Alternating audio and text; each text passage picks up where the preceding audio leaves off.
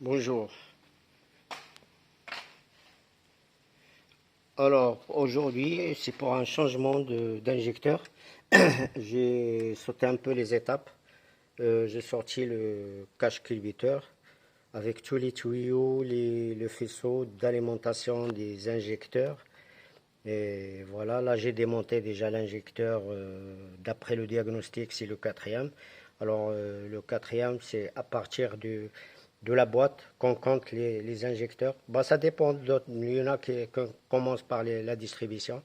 Mais sur cette voiture, bah, le premier, c'est celui côté boîte. Alors, le quatrième, il a une anomalie, ce qui veut dire qu'il ne marche pas bien. Alors là, j'ai démonté et, et ça.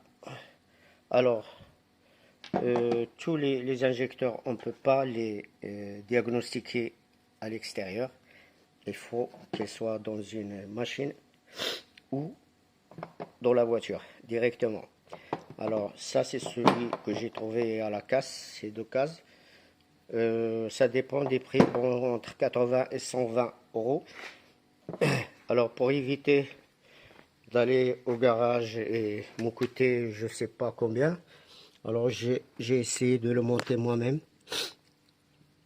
Alors on va voir, nettoyer un petit peu, on voit un petit peu de poussière et de saleté dans le...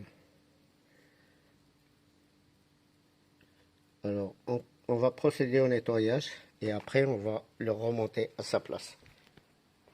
Alors comme je vous ai expliqué, pour la C2, j'ai démonté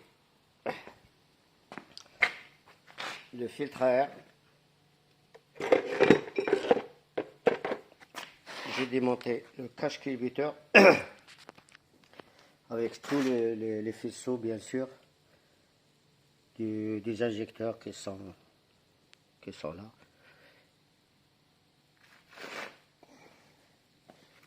Par le tuyau aussi de la vanne EGR qui va là. C'est les trucs les plus compliqués. Après, bon, le reste, ça vient tout seul, petit à petit. Comme je vous ai expliqué, là, je vais commencer à nettoyer un petit peu toutes les saletés qu'il y a. Alors, sur cette voiture, la voiture, il tourne, bien sûr, mais il tourne sur trois pattes. Ce qui veut dire que le quatrième injecteur, il fonctionne pas bien. Au lieu qu'il envoie de la poussière en gasoil, et il envoie de l'eau. Et c'est pour ça que ça tourne à trois pattes. Voilà, voilà.